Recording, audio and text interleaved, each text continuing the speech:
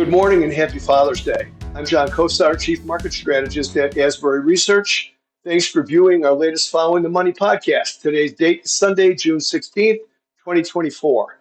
Today I'll be talking about what Asbury Research's latest data-driven market research and quantitative models are saying about current financial market conditions. That is, when to be on offense and looking for opportunities, which is what we have been doing since November of last year, the very beginning of November of last year, and also when to be playing defense and protecting your capital, which I think we're going to be doing very soon.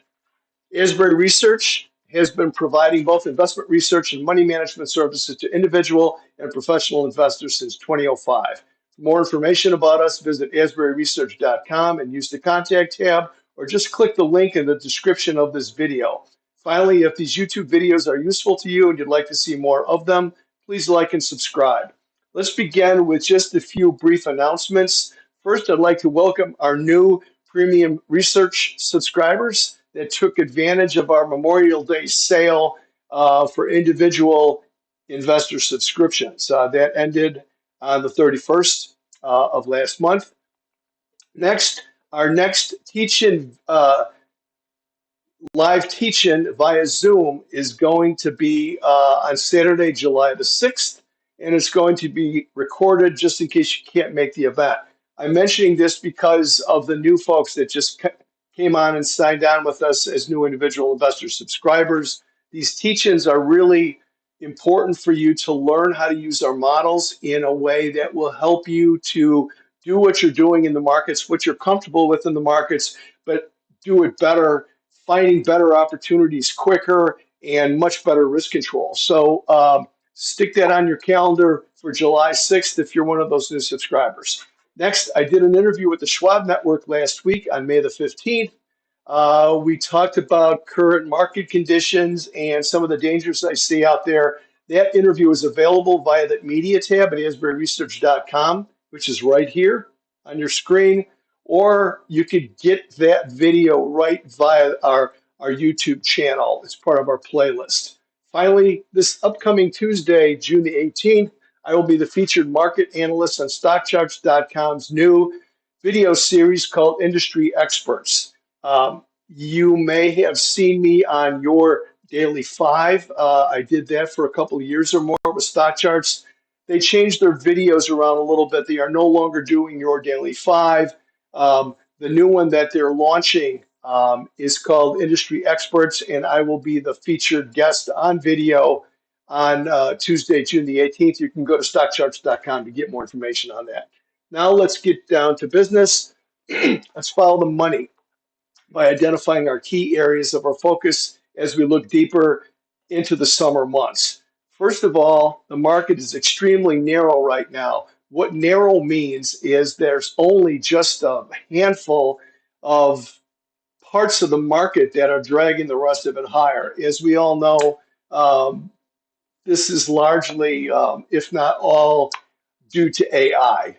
The effect that AI has had on the market, in some ways, it reminds me of the tech bubble. I was on the floor of the Chicago Mercantile Exchange and the S&P 500 pit actually during that period when we were going through the tech bubble. I know they're different situations, but it feels the same to me. Of the 11 sector SPDR ETFs, only XLK, which is technology, is outperforming the S&P 500 on a quarterly basis. Of the 41 commodity ETFs that we track, only TAN, TAN, and UNG, which are solar and natural gas, are outperforming SPY on a quarterly basis. Of the 31 industry group sector ETFs that we track, only XSD, which is semiconductors, XNTK, which is NYSE technology, are outperforming SPY on a quarterly basis. So extremely, extremely narrow. Why is it important to know this?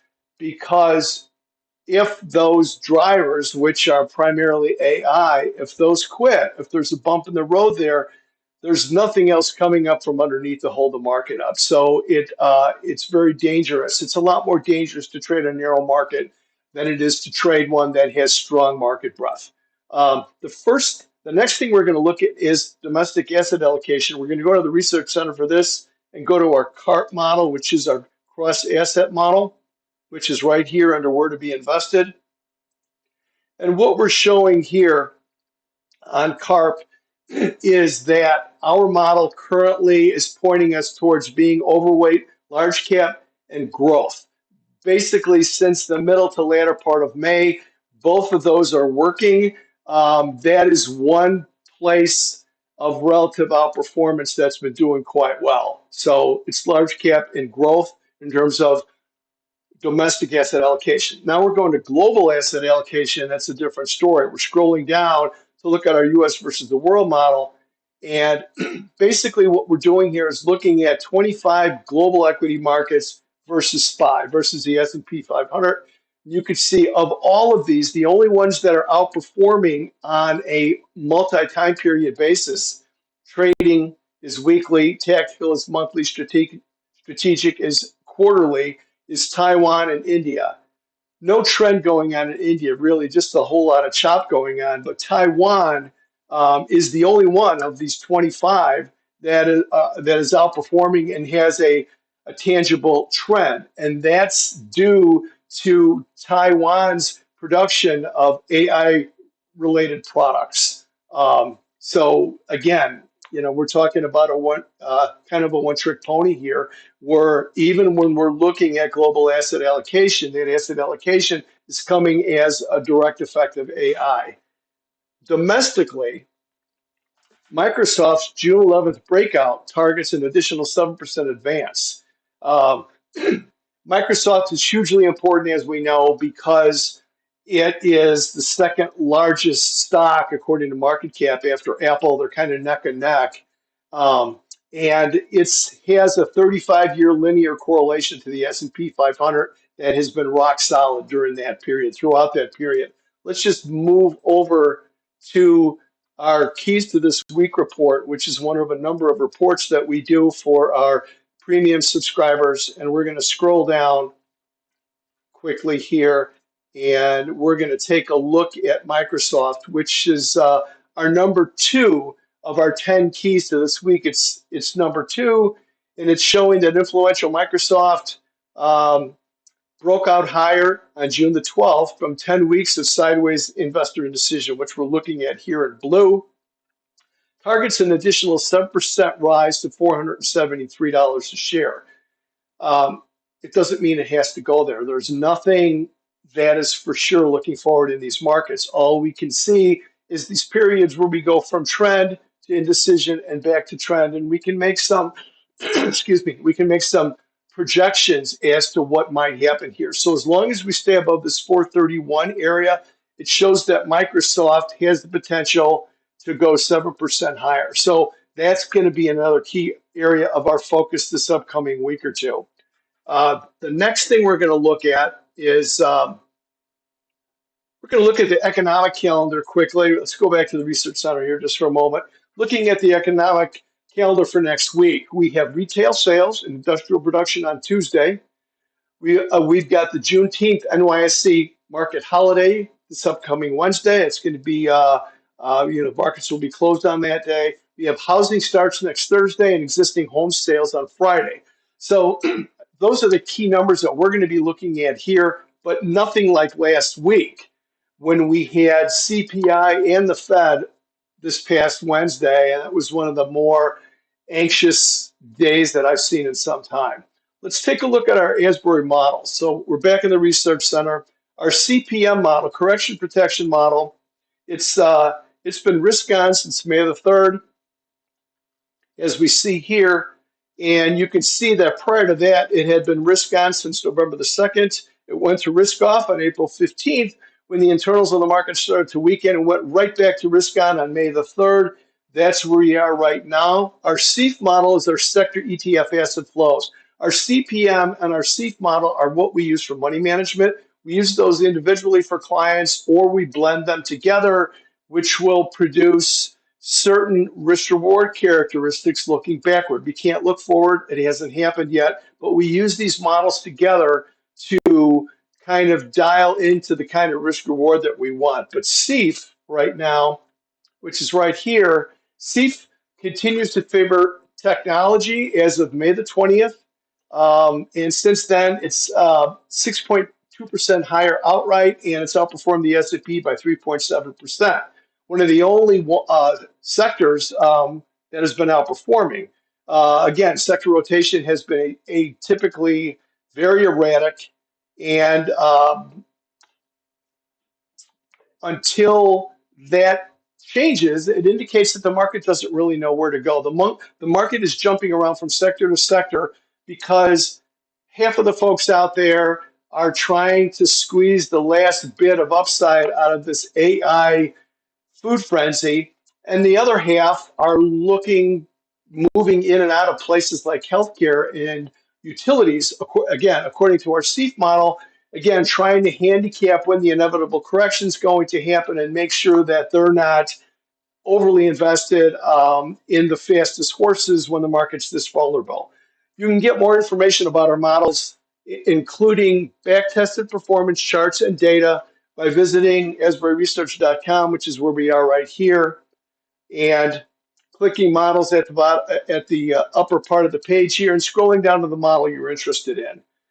So to wrap it all up, our CPM, correction protection model, has essentially been risk on or bullish since November the 3rd, but the market has been extremely narrow. Year to date, only technology, which is outperformed by 4.4% year to date, but most of that outperformance actually came last week. And communication services, which is outperformed SPY by 1.9%. Those are the only outperformers. Every other sector has underperformed the S&P 500.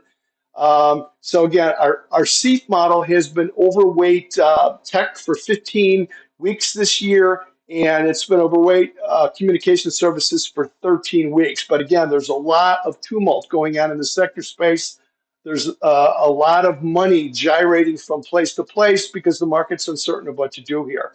Our CARP model we mentioned for CARP is for domestic asset allocation, continues to favor large cap and growth stocks. Those two have been very good performers since the middle to the latter part of May. Our U.S. versus the world model shows only Taiwan is outperforming the S&P 500 on both a tactical and strategic basis, driven by the island's position as a key player in the AI situation. Bigger picture, though, the S&P 500 has risen by 33% since October 23rd of last year and is overextended by most of our metrics historically. So especially with seasonality very weak through the rest of this month, through the rest of June, we are keeping a very close eye on our Asbury 6 model and also to Microsoft for evidence that a correction might be beginning. We have essentially captured the entire move higher since October for our subscribers and clients, and we're making sure we're not going to give it back. So that wraps up yet another Asbury Research Following the Money podcast for this week. I'm off to enjoy my Father's Day with my family. I hope you do the same. Our next Follow the Money podcast is tentatively scheduled for Sunday, June 30th. If you like our approach to investing, we can help you with data-driven research or money management that tracks our CEF model and our CPM, the correction protection model, or a blend of both. Request more information about us by going to asburyresearch.com and clicking on the Contact tab. Hope to see you here again soon, and don't forget to like and subscribe. Have a great Father's Day.